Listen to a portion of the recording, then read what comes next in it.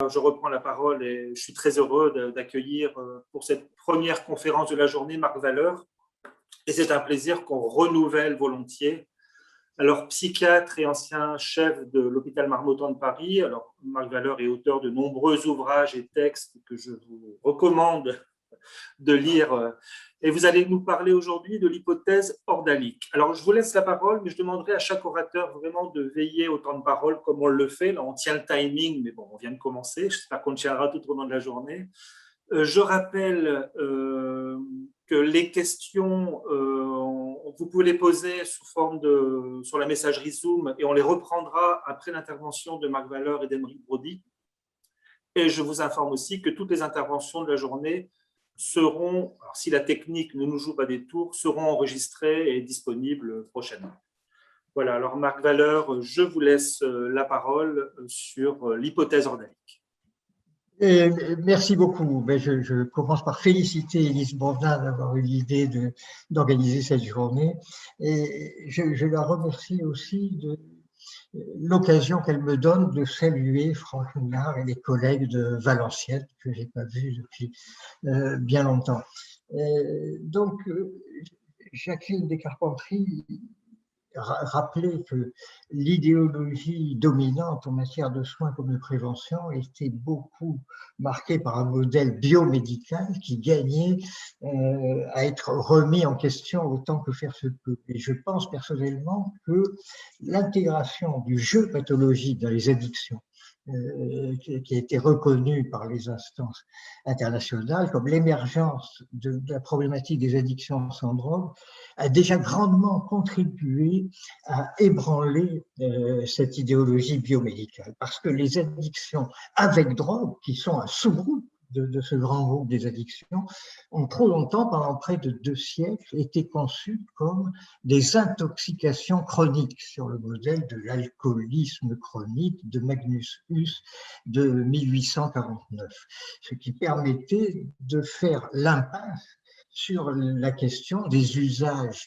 normaux, des usages non pathologiques de toutes ces substances. Et je pense qu'en matière de jeu, c'est beaucoup plus évident et facile de vivre le jeu excessif, les dérapages, les moments de jeu catastrophiques qui conduisent au surendettement, à la dépression, etc., dans une continuité avec des pratiques de jeu qui ne sont pas pathologiques. On est dans un modèle de l'addiction où il existe un continuum entre des pratiques normales, des pratiques excessives et, pour certaines personnes, des cas de dépendance qui peuvent nécessiter une aide, un soutien, un accompagnement. Mais il est évident que chaque personne, chaque individu va pouvoir se déplacer au cours de sa vie dans un sens ou dans l'autre par rapport à ce continuum. Et on est devant un modèle des addictions qui en font une forme de pathologie, entre guillemets, beaucoup plus variable que chronique.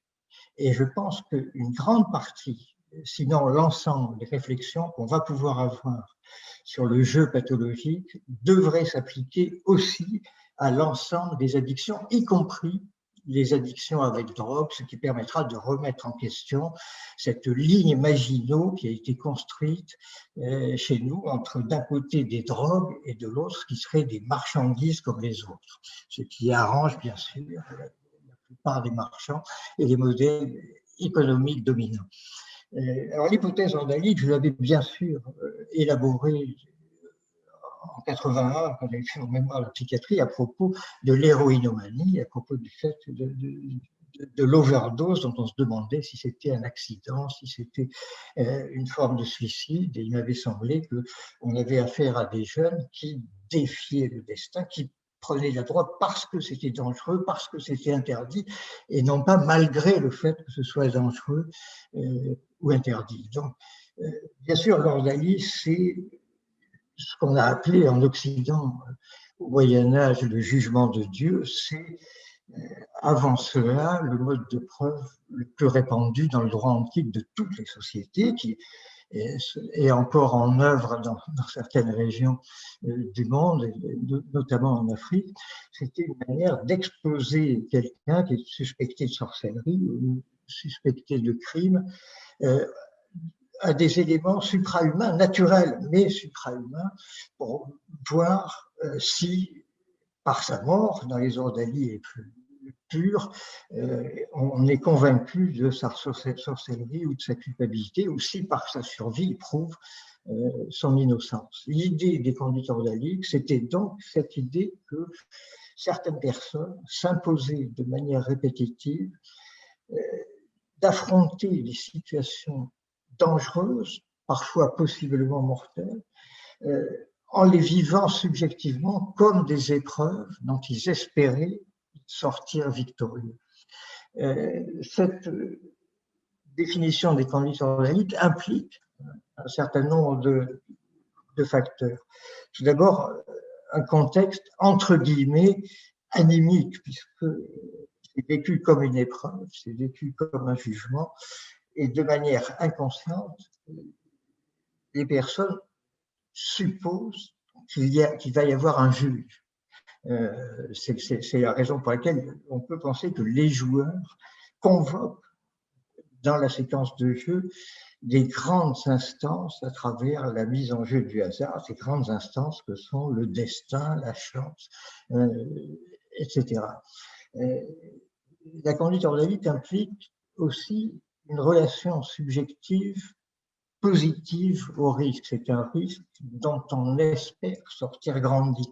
Ça implique aussi ça, un certain sentiment de maîtrise paradoxale. Tout se passe comme si les gens s'en remettaient à une puissance extérieure, mais avec l'illusion, la forte impression qu'ils allaient ou être élus, choisis par cette puissance supérieure, ou qu'ils allaient réussir à la maîtriser, et de toute manière qu'ils allaient triompher de cette épreuve. C'est un mouvement plein d'espoir, c'est pas un mouvement de désespoir, comme dans la vision d'un suicide chronique qui avait prévalu à un moment en matière d'alcoolisme ou de toxicomanie. C'est aussi une conduite qui comporte une dimension intrinsèquement transgressive. Et une dimension intrinsèquement transgressive qui est en même temps un appel à la loi, un appel à une loi qui serait une loi plus fondamentale, plus archaïque en quelque sorte que les règlements mis en avant par les dépositaires de la loi, les éducateurs, les parents, les autorités, etc. C'est la dimension, entre guillemets, antigonienne de la conduite ordalique.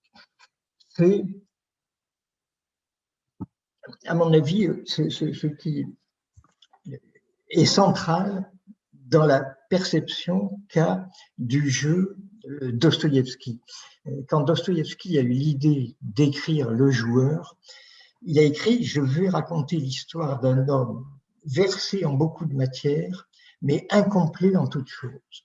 Il est à la fois révolté contre l'autorité et peureux devant elle. Toutefois, le besoin du risque le relève à ses propres yeux. » Alors, il ajoute que le récit portera sur les 3 années où il a joué à la roulette. Et Dostoïevski croyait donc qu'il allait arrêter de jouer, mais il a continué encore une dizaine d'années à être accro au jeu. On voit bien qu'il avait conscience de cette dimension à la fois de transgression, d'appel à la loi et de relation positive au risque vécu comme quelque chose de possiblement valorisant. Alors, j'avais utilisé cette métaphore ordalique, cette hypothèse ordalique, pour essayer de construire, à partir de l'héroïnomanie, bien sûr, un modèle bancal, un modèle épistémologiquement très, très incorrect des addictions, qui serait un modèle dépendance ordalie, avec d'un côté ce qui relève du biomédical, de l'autre ce qui ne peut être abordé que d'une manière tout à fait transdisciplinaire à travers les sciences humaines et sociales, l'histoire, l'anthropologie, l'ethnologie, etc. Dans ce modèle, chaque addiction pourrait être interprétée comme une bascule entre d'un côté une recherche de routine, de rassurement à travers l'enfermement dans une séquence de conduite maintes fois répétée, connue par cœur, dont les issues sont toujours prévisible, etc. Bref, tout ce que Stanton Peele a développé en 1975 dans Love and Addiction. Mais de l'autre côté, à l'inverse, on pourrait dire, de cette recherche de routine, de rassurement, d'enfermement dans une conduite maintes fois répétée, il y a la recherche délibérée de risque, de mise en danger, d'aventure, de nouveauté, de quelque chose d'autre. L'idée à l'extrême de mourir pour renaître, pour repartir à zéro, pour recommencer, pour tourner, pour, comme diraient les joueurs, se refaire. Ça ferait partie, cette dimension ordalique, de la motivation même pour le jeu, comme pour la prise de drogue, comme pour d'autres choses. On pourrait, à partir de ce modèle des addictions, classer en quelque sorte les addictions en fonction de leur gradient ordalique. Il y aurait d'un côté des addictions extrêmement ordaliques, comme l'héroïnomanie par voie intraveineuse, où les gens risquent de mourir d'une minute à l'autre. Là, on est vraiment devant les ordalies les plus pures qui soient, l'ordalie par le poison, qui a été en vigueur en Afrique jusqu'à une période très récente, dans laquelle la personne qui est suspecte de sorcellerie boit un breuvage préparé par le magicien ordaliste et si c'est un il va garder le breuvage dans son estomac, qui a un organe denté de sorcellerie, qui va conserver ce breuvage et il va mourir. S'il est innocent, il n'aura pas ces organes de sorcellerie qui gardent les breuvages d'ordalie et il va vomir et il va passer au travail. Donc, dans le cas de l'héroïnomanie, de la toxicomanie, de la folie pour les poisons, on est bien dans le cas d'une ordalie possiblement mortelle. Dans le cas du jeu d'argent, bien sûr, on n'est pas dans ce cas-là. La séquence de jeu ne se termine pas par la mort du sujet. Elle se termine, par contre, par une prise de risque réelle. Le sujet dans la séquence de jeu n'est pas hors de la réalité quotidienne parce que c'est réellement son vrai argent qui va mettre sur la roulette. Autrement dit, il est représenté par sa mise dans une séquence qui est une séquence d'ordalie indirecte. En Afrique, par exemple, dans les épreuves par le poison, bien sûr, ces épreuves existent encore de nos jours, mais elles ont été dérivées, c'est-à-dire que les lois contemporaines supportent la coexistence avec ces rituels traditionnels d'ordalie, mais à condition, bien sûr, qu'ils ne soient pas directement mortels. Un juge ne va pas faire boire du poison à un supposé suspect. Par contre, les ordalies sont organisées grâce à des animaux témoins. Les personnes viennent avec des poulets qui les représentent. C'est le poulet qui va boire le poison et si le poulet meurt, c'est que la personne est coupable. On est, à mon avis, dans le cas du jeu d'argent, dans un cas d'ordalie indirecte, où c'est la mise qui représente le joueur qui va être le signe de sa victoire ou de sa défaite, c'est pas directement sa mort, comme dans le cas de la toxicomanie. Et de l'autre côté, à l'autre extrême, on pourrait avoir des addictions qui n'ont aucune dimension ordalique, aucune dimension de prise de risque, de mise en danger, et c'est à mon avis le cas des addictions aux jeux en réseau, aux jeux vidéo.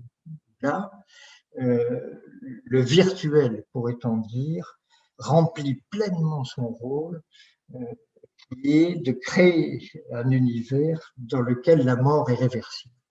S'il y a un endroit dans lequel on ne risque rien, c'est dans ce monde virtuel des jeux vidéo où on passe son temps à tuer et à mourir, mais d'une manière qui est éminemment réversible parce que les personnes qu'on tue revivent tout de suite et une fois qu'on est mort, on refait une autre partie et on revit aussi. Donc on est là dans des addictions qui sont des addictions purement de refuge qui ne comportent pas cette dimension ordinaire.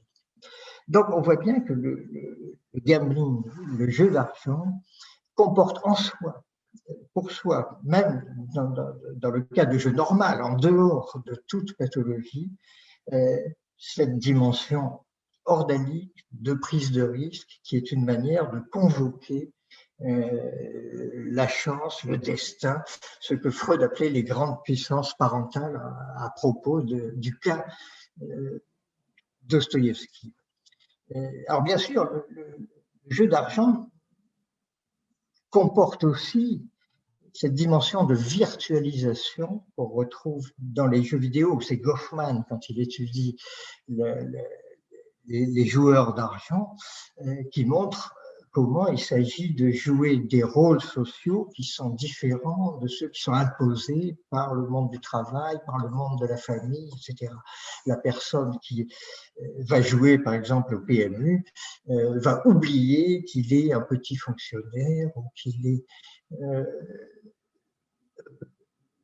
balayeur ou qu'il est homme d'affaires pour devenir ou l'expert en jeu ou le risque tout ou l'impassible joueur qui perd avec classe, etc. C'est une manière d'avoir un espace, un monde dans lequel on vit quelque chose de différent de la vie ordinaire, ce qui est la définition du jeu au sens large, du jeu, on pourrait dire au niveau psychologique, winnicotien, de ce jeu qui est à la fois une possibilité d'évasion, une possibilité de rêve, et surtout un univers de compromis entre l'idéal, le rêve, l'imaginaire et la dure réalité du monde quotidien. C'est ce que Winnicott appelait bien sûr l'espace transitionnel, qui est celui de l'immense majorité des productions culturelles, qu'il s'agisse du jeu, mais qu'il s'agisse aussi du théâtre, de la littérature, du cinéma, etc. Tous ces espaces virtuels dans lesquels on se recrée à travers ces récréations dans des mondes qui sont plus facilement supportables que la dure réalité. Il me semble que ces deux volets du jeu, le volet Goffman-Winnicott d'un côté, le volet prise de risque ordalique de l'autre, éclairent les chemins, la manière dont un certain nombre de personnes vont abuser, vont déraper, vont risquer de devenir dépendants du jeu.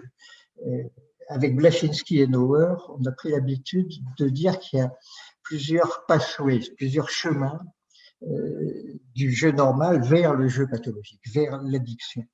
Le premier, c'est les personnes qui sont émotionnellement vulnérables, des gens qui sont déprimés, anxieux, qui vont dans le jeu chercher l'oubli, l'anesthésie, la lutte contre la dépression, mais qui vont aussi faire une prière en espérant que les choses vont s'arranger. On voit beaucoup de personnes, notamment des personnes âgées, des femmes, qui vont devant les machines à sous, faire cette forme de prière parce que la vie a été tellement injuste qu'on attend une réparation. Ces personnes jouent essentiellement à des jeux de hasard pur, s'en remettent au verdict du destin. À l'opposé, on a des joueurs impulsifs, des joueurs preneurs de risques, des joueurs ordalisants, qui, eux, vont choisir des jeux pseudo-actifs. Il faut se rappeler qu'il y a ce besoin de maîtrise dans le jeu, et eux vont jouer plus au poker ou à des jeux comme ça. Et donc, on voit bien que, je vais arrêter, je vois que l'heure est là, mais je vais conclure là-dessus. On voit bien que les motivations du jeu, comme l'avait souligné déjà Pascal, sont très très loin de la volonté de gagner de l'argent. On est très très loin d'un modèle économique dans lequel il s'agirait de maximiser ses mises pour obtenir réellement un gain. On est dans une, entre guillemets, régression dans ce monde formidable où la chance, le destin vont devenir comme des personnages qu'on va enfin pouvoir interpeller. Et il faut se rappeler que si le jeu a été très longtemps interdit, c'est en grande partie parce que c'était une manière illicite d'interroger Dieu. Les théologiens voulaient interdire le jeu pour que Dieu puisse se reposer, ne soit pas obligé de répondre à toutes ces questions qu'on lui posait à chaque fois qu'un dé roulait sur la face de la Terre. Aujourd'hui, on a l'impression, quand on lit beaucoup d'articles sur les cognitions erronées des joueurs, que le soin et la prévention sont l'expression d'une religion très contemporaine et qui est extrêmement répandue, qui est la religion de l'économie. La prévention et le soin pourraient être vécus comme une manière d'essayer d'obliger les joueurs à rentrer dans l'orthodoxie économique. Voilà, je vais arrêter là. Merci beaucoup, Marc Valeur, pour ce propos et d'avoir réussi à vous contenir dans les 20 minutes qui vous sont octroyées. Merci pour ce regard historique, à la fois historique et à la fois un petit peu décalé sur ce rapport au risque. Vous dites mourir pour renaître, c'est aussi la petite mort qu'est l'anesthésie. Enfin, voilà, c'est un regard toujours très intéressant. Je vais tout de suite passer la parole à Aymeric Brody et ensuite on gardera du temps pour les paroles. Alors bonjour Aymeric, alors vous êtes sociologue, enseignant-chercheur à Epitech Paris, mais également à l'Université Saint-Louis de Bruxelles, chercheur associé au laboratoire Experis, qui est un centre de recherche interuniversitaire. Alors vous êtes aussi également auteur de nombreux articles et communications. On se connaît un tout petit peu par notre collaboration autour de votre projet de recherche à destination des joueurs au sein du Pasino Saint-Amand, mais également concernant un projet de recherche à venir sur les pratiques de jeu en milieu carcéral. Alors, vous allez maintenant nous parler de ce que vous mettez en interrogation, la vie, notre vie, se gambifie-t-elle? Alors, à vous, Aymeric, vous la parole. Merci beaucoup. Bonjour à toutes et à tous. Un grand merci à vous, Franck, à Jacqueline et à Élise pour cette invitation et félicitations pour cette journée d'études qui s'annonce passionnante. Je me présente donc, oui, en deux mots. Je m'appelle Aymeric Brody, je suis sociologue, enseignant-chercheur à Epitech Paris. Et donc, depuis environ une quinzaine d'années maintenant, mes recherches portent sur la question du jeu.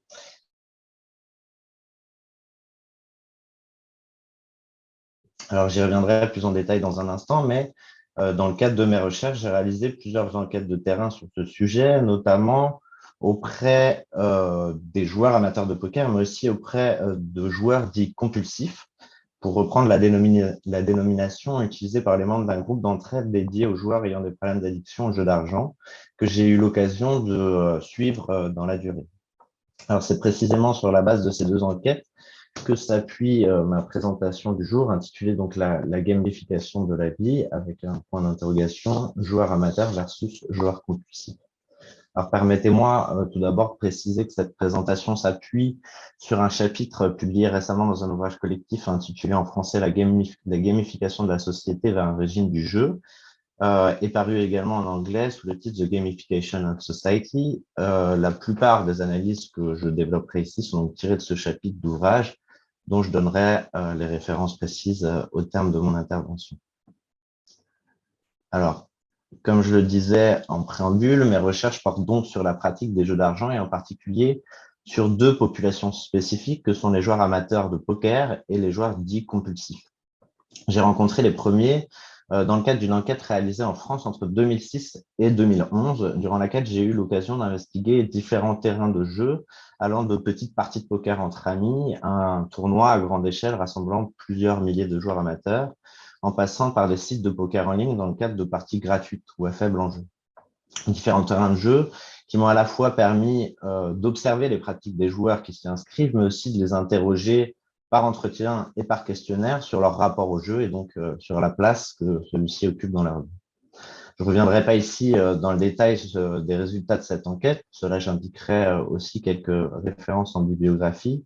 Mais disons simplement que la plupart des joueurs rencontrés sur ces terrains partagent ce que j'ai nommé avec Christian Bromberger, une passion ordinaire pour ce jeu d'argent qu'ils perçoivent en fait comme une pratique de loisir parmi d'autres. Certes, ils sont parfois très engagés dans leur pratique du jeu, mais cet engagement demeure limité, notamment sur le plan monétaire, et n'aurait pas, selon eux, de conséquences néfastes en dehors du jeu. C'est d'ailleurs pourquoi 98% des joueurs interrogés lors du tournoi de mon enquête se définissent comme des joueurs amateurs, se distinguant ainsi à la fois des joueurs professionnels ou semi-professionnels qui aspirent donc à gagner leur vie grâce aux revenus du jeu, et des joueurs dits compulsifs dont le comportement serait, en tout cas de leur point de vue, irrationnel et excessif. Alors, ce sont précisément ces joueurs dits compulsifs que j'ai ensuite cherché à rencontrer dans le cadre d'une seconde enquête de terrain, menée cette fois-ci en Belgique auprès d'un groupe de joueurs anonymes, donc un groupe d'entraide. Je me focaliserai sur ce groupe. Un groupe d'entraide donc qui se réunissait chaque semaine à Bruxelles et dont j'ai pu suivre les réunions durant près d'un. Outre les observations effectuées lors de ces réunions, j'ai également réalisé des entretiens avec la plupart des membres du groupe, ce qui m'a finalement permis de mieux comprendre la place que le jeu occupe dans leur vie. Alors, comme nous le verrons par la suite, en nous focalisant notamment sur ces entretiens, c'est un sentiment d'envahissement qui domine leur récit, le jeu apparaissant à leurs yeux comme une force extérieure qu'ils seraient donc incapables de contrôler et qui aurait fini par envahir leur vie tout entière. Se définissant eux-mêmes comme des joueurs compulsifs, suivant un auto-étiquetage collectif promu par les joueurs anonymes, ils se distinguent donc à leur tour des joueurs ordinaires par cette incapacité à garder le contrôle de leur pratique du jeu et par les conséquences néfastes que cette pratique-là peut avoir dans leur vie quotidienne. Au final, contrairement aux joueurs amateurs de ma première enquête, dont je disais à l'instant qu'ils inscrivaient leur pratique dans le registre des passions ordinaires, ces derniers entretiendraient avec le jeu ce que nous pourrions nommer, avec Robert Valérand, une passion obsessive, au sens où elle exercerait une sorte de pression, poussant les joueurs à s'investir toujours davantage et à délaisser les autres domaines de leur existence. Alors, suivant ainsi, au moins partiellement, le modèle dualiste de la passion proposé par Valérand et ses collaborateurs, passion ordinaire ou harmonieuse et passion obsessive ou compulsive, d'autre part, seraient comme les deux faces d'une même pièce qui, selon les conditions d'existence des joueurs et les circonstances de la vie, pourraient basculer d'un côté ou de l'autre.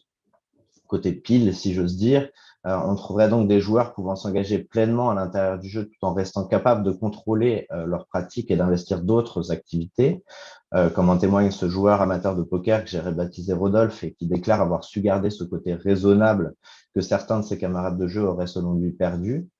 Et côté face, donc, on trouverait justement des joueurs ayant perdu cette capacité de contrôle au point que leur vie tout entière serait désormais envahie par le jeu. Comme c'est le cas de Pierre, que j'ai rencontré dans le cadre de ma seconde enquête, et pour qui donc ce côté compulsif aurait pris le dessus.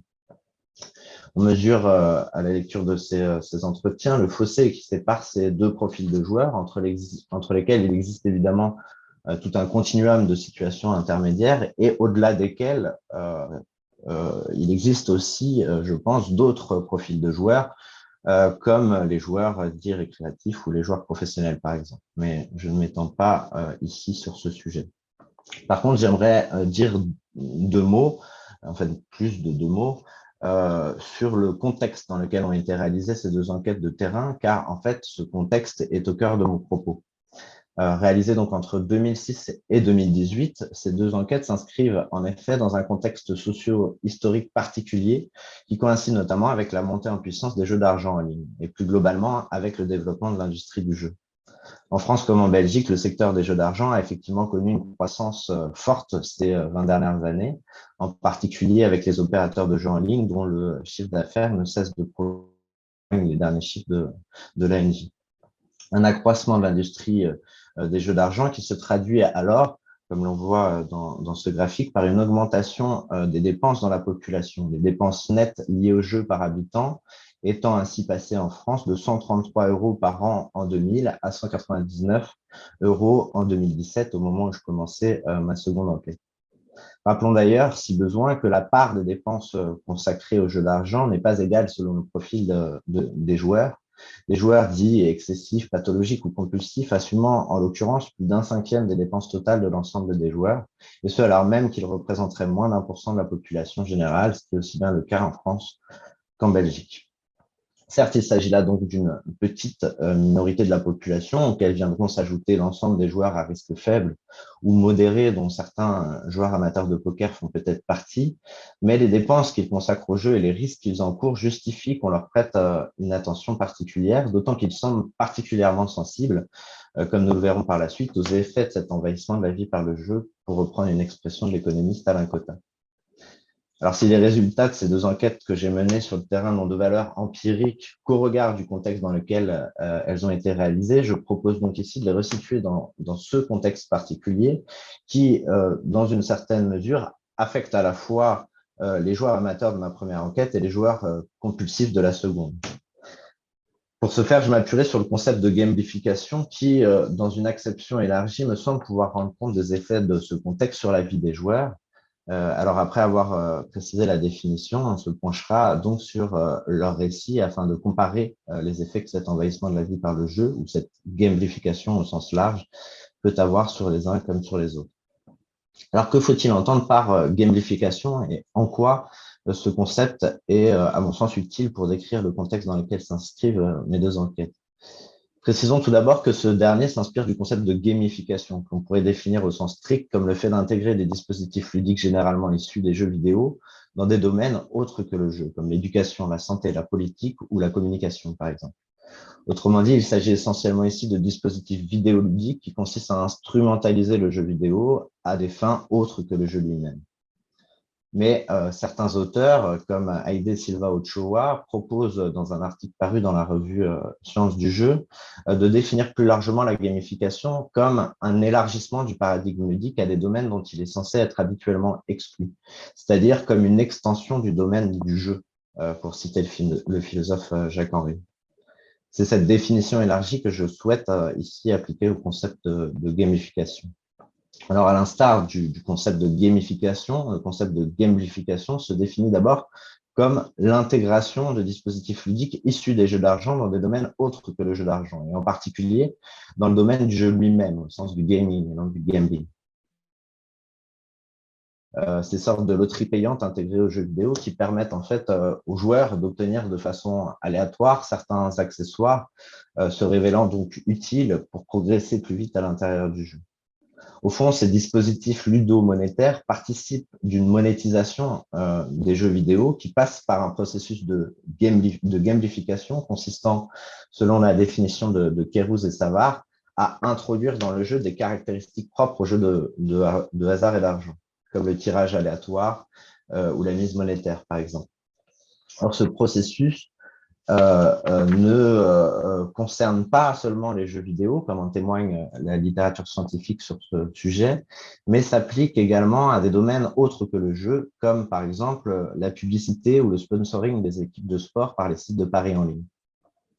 Dans ce cas, il ne s'agit pas simplement d'intégrer des dispositifs ludiques issus des jeux d'argent à des domaines autres que les jeux d'argent, mais par extension, de permettre à l'industrie des jeux d'argent d'investir de nouveaux secteurs d'activité et par conséquent, de s'adresser à de nouveaux publics. Sans transformer l'activité elle-même, ces publicités s'inscrivent alors dans le décor du jeu, au point de faire de celui-ci le support d'un pari.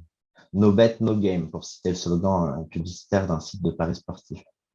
Autrement dit, pour reprendre l'étymologie du mot gamification, il s'agirait simplement ici de rendre le jeu d'argent ou le pari possible et donc accessible là où il ne l'est pas encore. C'est ce processus d'extension du domaine des jeux d'argent que je propose donc d'appeler gamification, un processus qui procéderait notamment du développement de l'ensemble des dispositifs techniques et des procédés marketing ou publicitaires qui visent donc à rendre la pratique des jeux d'argent plus accessible encore.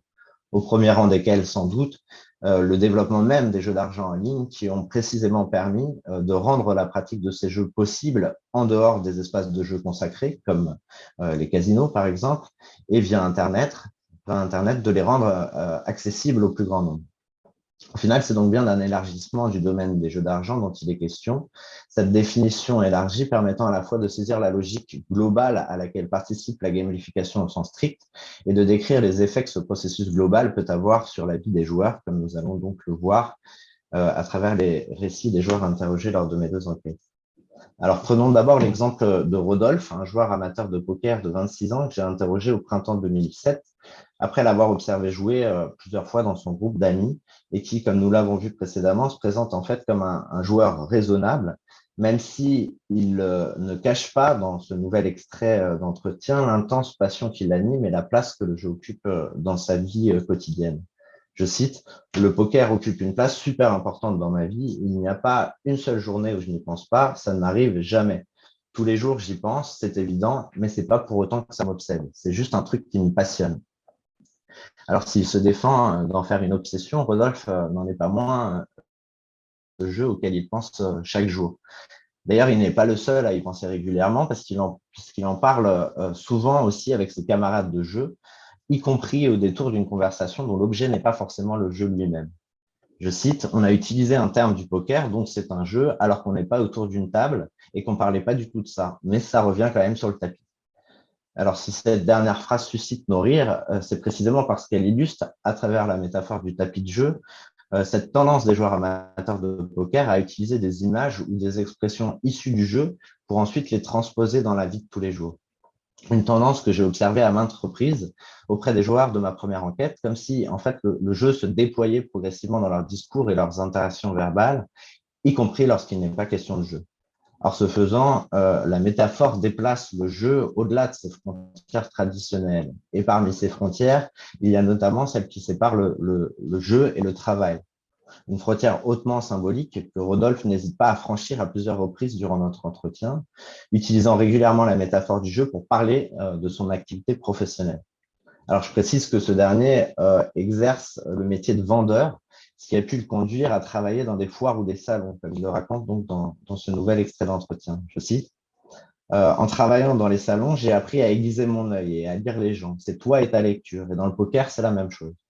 Réinvestissant de cette manière le vocabulaire du poker pour décrire son expérience de vendeur, Rodolphe file en fait la métaphore comme si le poker était devenu une sorte de jeu de langage permettant de décrire sous une forme ludique une situation qui donc a priori n'est pas de l'ordre du jeu.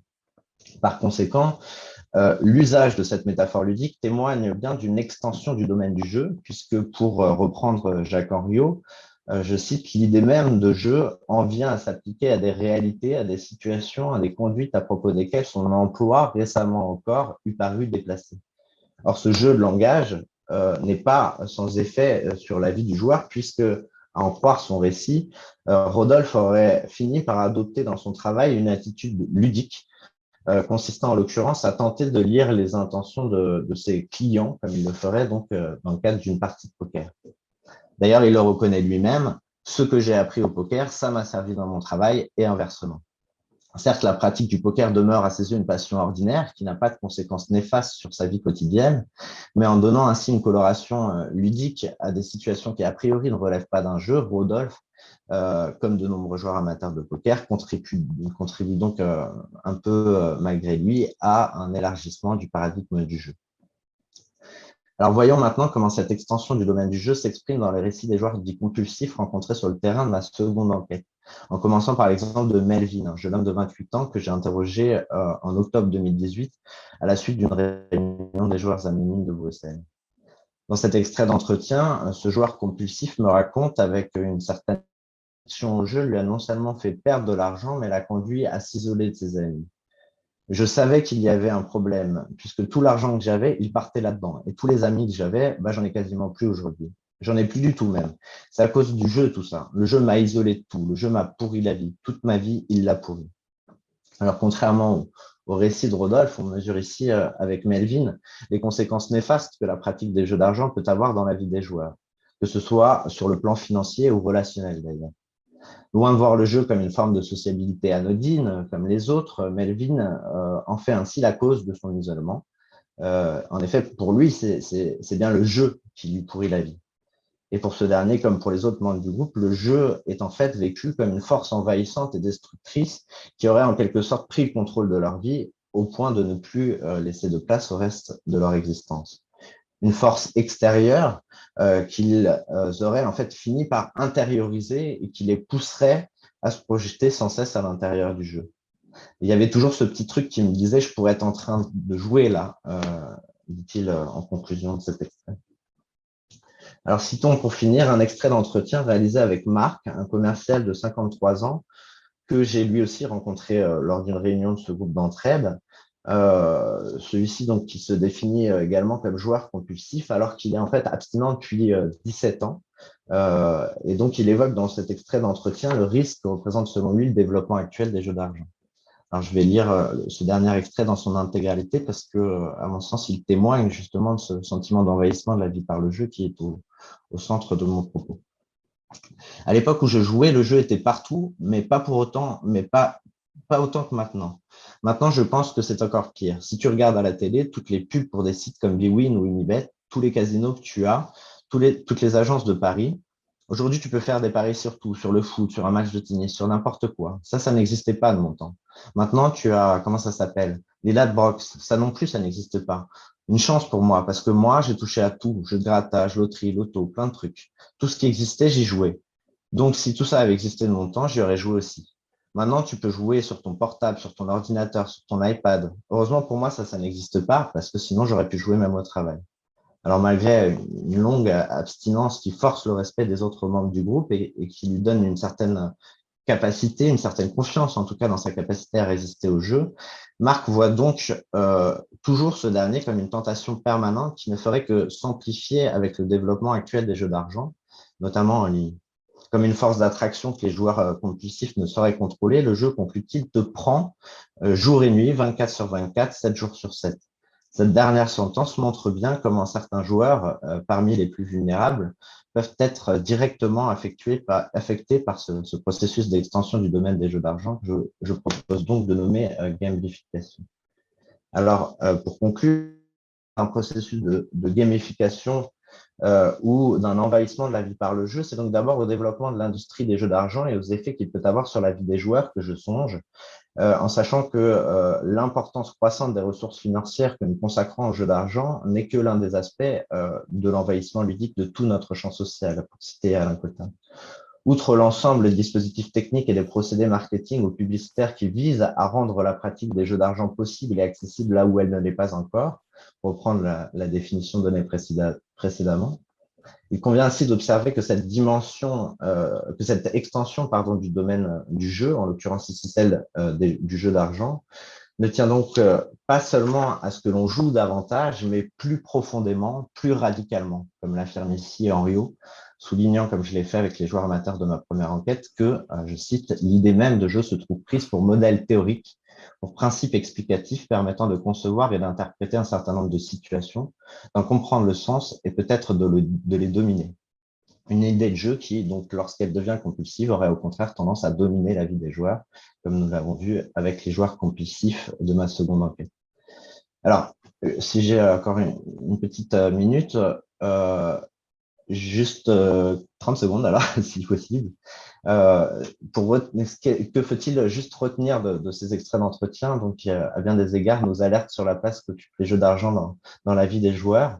D'abord, j'insisterai sur le fait que la gamification, telle que nous l'avons définie, n'est pas seulement un jeu de langage qui déplacerait le sens que l'on donne à la pratique des jeux d'argent, c'est aussi une réalité sociale qui affecte directement ou indirectement la vie des joueurs.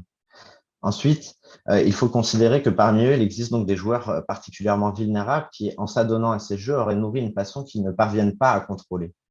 Certes, ces joueurs dits compulsifs ne représentent qu'une petite partie de la population, mais la façon dont certains d'entre eux vivent ce processus de gamification ne devrait pas manquer de nous interroger. En effet, il y a tout lieu de réfléchir à ce sentiment d'envahissement et d'impuissance qu'évoquent ces joueurs dans leurs récits, surtout si les opérateurs de jeu qui sont les premiers responsables de cette expansion du domaine des jeux d'argent en viennent à rejeter la responsabilité sur les joueurs eux-mêmes, à travers leur politique de jeu responsable, par exemple. Enfin, si nous avons utilisé le concept de gamification dans un sens très large, rappelons que les transformations et les évolutions technologiques que j'ai évoquées dans la première partie de mon propos participent clairement de ce processus d'extension et que cela nous invite non seulement à questionner les frontières existantes entre le jeu et la vie quotidienne, mais aussi entre le jeu au sens du gaming et le jeu d'argent. Des frontières qui, à bien des égards, tendraient aujourd'hui à s'effacer ou du moins à se reconfigurer. Si on connaît encore assez mal, et j'en termine, les effets que ces transformations peuvent avoir sur le comportement des joueurs, en réinscrivant ce phénomène dans un contexte plus large d'extension du domaine des jeux d'argent, qui lui-même s'inscrit dans un contexte global de gamification de la vie, nous avons vu qu'il n'était vraisemblablement pas sans conséquence sur la vie des joueurs. Je vous remercie de votre attention. Désolé d'avoir pris temps.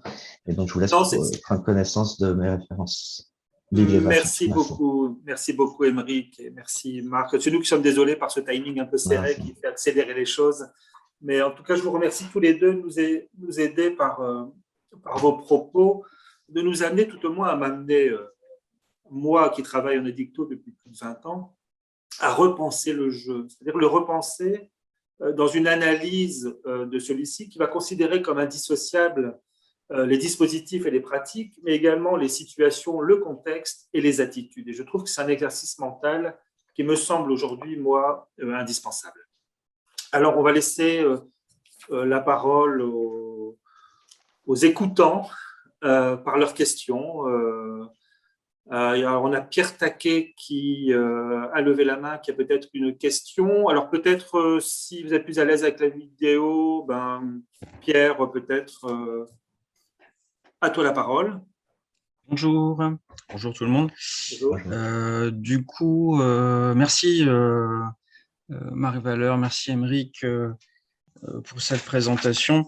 Alors, je voudrais un petit peu revenir sur ta présentation, Émeric. J'aime beaucoup ce principe de gombification que tu as amené. En fait, je voulais savoir si tu le mettais aussi sur le point développemental. C'est-à-dire qu'il y a une ancienne théorie de Brown qui n'a pas vraiment été comment dire, expérimentalement prouvée, mais en fait, socialement, on le sent de plus en plus à notre époque. Cette théorie nous dit que on grandit devant la télé enfant, donc d'une manière passive. On va progressivement être actif vers l'écran à travers le jeu vidéo et progressivement, ayant appris quelque part à maîtriser une certaine compétence avec le jeu, ayant appris à gagner, à perdre, eh bien, un intérêt se développe également plus tard sur le jeu d'argent. Et comme on est sur du jeu d'argent avec du quasi-hasard ou du total hasard, eh bien, on se fourvoie parfois sur nos compétences de joueurs et l'excès peut arriver. Donc, est-ce que ce principe, moi je trouve qu'il y aurait vraiment un intérêt, on a d'un côté la gamification, d'un autre côté la gambification, il y aurait vraiment un intérêt que de l'étudier de manière fluide en fait, d'un point de vue développemental. Donc, j'aimerais avoir ton avis. Et la deuxième chose, si je peux me permettre, je pensais à quelque chose, toi qui es sociologue et qui peut aller interroger ces populations, eh bien, on va ressortir un vieux bouc émissaire des années 80 encore, qui est le JDR. Et je trouve que ça serait intéressant. Le JDR, le jeu de rôle papier, qui revient tant à la mode, en fait. Donc, on a de plus en plus de joueurs de jeux de rôle papier qui sont maintenant à l'université. Il y a de nouveau des clubs comme dans les années 80. Donc, je pense que Stranger Things n'est pas pour rien là-dedans. Mais je trouve que le JDR papier est vraiment la fusion, la bonne fusion, et beaucoup de choses découlent de là, en tout cas du côté du jeu vidéo, puisque on a la plupart des jeux vidéo ont complètement pompé les règles des JDR, et à la fois, eh bien, les décisions se font avec le hasard. Dans le JDR, on lance des dés pour savoir si on est capable de faire quelque chose. On lance les dés, et là, ça revient peut-être faire écho à Lordali, Marc Valeur. On lance les dés pour prendre le risque de poser une question, pour prendre le risque de se planter, pour prendre le risque de prendre un coup, etc., etc. Donc, moi, je trouve qu'il y aurait tout un intérêt à aller étudier les populations de joueurs, non pas dans la pathologie, mais juste en fait dans cette idée de fusion entre gambling et gaming. Voilà. Je ne sais pas ce que vous en pensez. Une double question qui est posée à la fois à Émeric et à la fois voilà. à Marc aussi. On peut peut-être laisser Émeric répondre en premier. Oui, d'accord. Merci d'abord, Pierre, pour cette question très intéressante et très actuelle. Effectivement, j'ai entendu récemment Maud Bonenfant lors d'un symposium organisé par l'Université Concordia parler de cette question de la place, on va dire, de cette gamification dans les applis de jeux enfin, pour enfants. Et à vrai dire, j'avais été assez interloqué et un peu comment dire, inquiété par la façon dont certaines applications aujourd'hui intègrent des éléments, oui, des éléments de gambling, en fait, des éléments de hasard notamment, mais aussi de récompense dans ce type de dispositif. Alors, j'ai pas personnellement travaillé sur ce sujet, puisque je me suis intéressé essentiellement à des adultes ou jeunes adultes dans le cadre de ma thèse. Mais disons que pour essayer de te répondre, alors j'aborde finalement le rapport euh, des joueurs au jeu depuis, on va dire, leur socialisation au jeu dans leur enfance, notamment leur adolescence, c'est précisément sous l'angle de la socialisation. Donc, plutôt qu'une approche en termes de développement, j'aurais plutôt tendance à adopter un point de vue de sociologue, donc à essayer de saisir la façon dont les joueurs entrent en contact avec le jeu d'argent. Euh, alors, j'ai pas du coup de recul sur le développement de ces applications, puisque les joueurs en question étaient un peu trop âgés pour ça. Mais ce qui m'avait frappé, ce qui m'a frappé chez les joueurs anonymes de Bruxelles que j'ai rencontrés, qui est aussi lié, on va dire, à un contexte cette fois-ci, j'allais dire méso-sociologique, enfin au contexte du groupe lui-même, pas à ce contexte macro que j'ai essayé d'évoquer tout à l'heure, mais au contexte du groupe et à l'idéologie du groupe aussi, telle qu'elle est véhiculée par les Gamblers Anonymous. C'est une vision du jeu qui à la fois les conduit à se penser malades donc toute leur vie, donc de façon permanente, mais aussi depuis toujours. Ça, c'est quelque chose que je trouvais intéressant, c'est-à-dire qu'en fait, dans la construction de leur récit de vie, ils avaient tendance à se concevoir comme ayant toujours été malades comme, étant malade pour toujours et comme ayant toujours été malade. Comme si le jeu avait toujours été présent dans leur vie. Alors, je ne sais pas si ces applications, par exemple, renforcent cette dynamique-là, mais en tout cas, de fait, en fait, le jeu est présent dans la vie des joueurs, quel que soit leur âge et depuis fort longtemps, en tout cas dans le contexte que j'ai étudié, puisque les publicités sont dans l'espace public, que comment dire, les jeux sont pratiqués souvent dans les familles. En l'occurrence, souvent les joueurs que j'ai rencontrés avaient des parents et souvent des pères, hein, pour aller dans le sens de ce que disait Marc Valère tout à l'heure à propos de Freud et Dostoïevski, des pères joueurs. Donc voilà, je me dis que s'il fallait aborder cette question dans une approche sociologique, ça serait sous l'angle de la socialisation au jeu, donc essayer de comprendre la façon dont les joueurs entrent en contact avec le jeu. Et forcément, moi, à travers mon enquête, je n'ai pu le faire que rétrospectivement à travers le récit des joueurs adultes.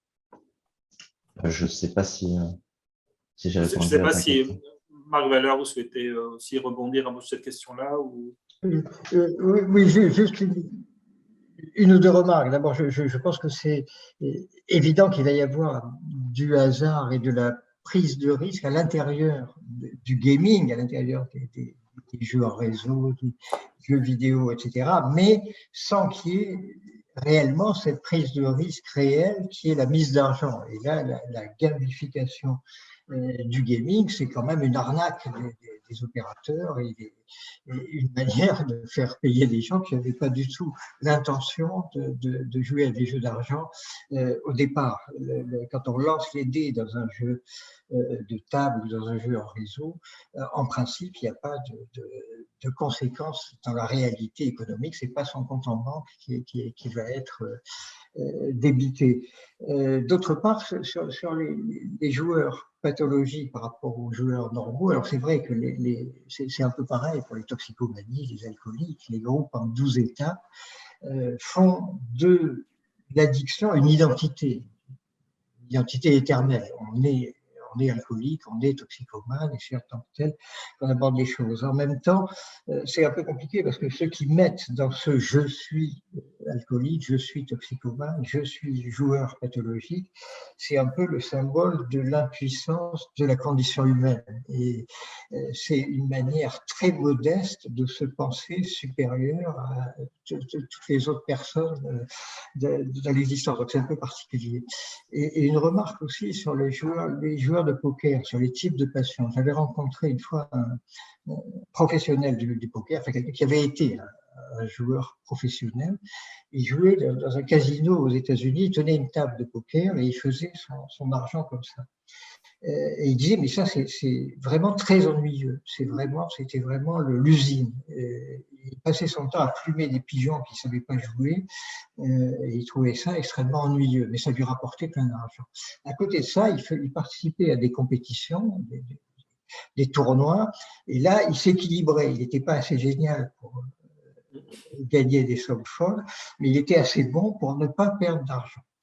Et à d'autres moments, dans le privé, il ne pouvait pas s'empêcher de lancer des parties avec des potes, avec un peu d'alcool, avec des choses comme ça. Et là, il perdait beaucoup d'argent parce que par moments, il tiltait. Autrement dit, le même joueur, à certains moments, peut être tout à fait pathologique, à d'autres moments, peut être un professionnel et à d'autres moments, un compétiteur. Et c'est le même joueur. Alors, merci. Il reste une petite minute. Alors, je pense que c'est un peu trop court pour relancer peut-être une nouvelle question. Oui, c'est vrai. Juste une remarque à Élise Bourdin qui demande, oui, mais c'est par rapport à la prise de risque et à cette positivité du risque, qu'en faire au niveau de la prévention, etc. Alors évidemment, ça ne débouche pas forcément sur des propositions immédiatement concrètes, mais je pense qu'il faut quand même comprendre la logique de la séquence de jeu pour pouvoir être efficace. Et la vraie prévention, ça serait d'interdire les publicités qui vont faire croire qu'on est dans le gaming ou qu'on est dans l'économie alors qu'on est dans la prise de risque. Et d'une manière générale, je pense que c'est Bruno Latour qui avait inauguré des journées de la mille d'été il y a des années et des années, à l'époque où la mille d'été lançait sa grande campagne Savoir plus, risquer moins. Et il avait fait cette remarque que ce serait beaucoup mieux d'avoir appelé ça « savoir plus, risquer mieux », c'est-à-dire intégrer le risque comme quelque chose de possiblement positif dans l'abord qu'on peut avoir même au niveau préventif. Voilà. Merci beaucoup Marc Valeur, merci beaucoup Aymeric Brody pour cette première conférence.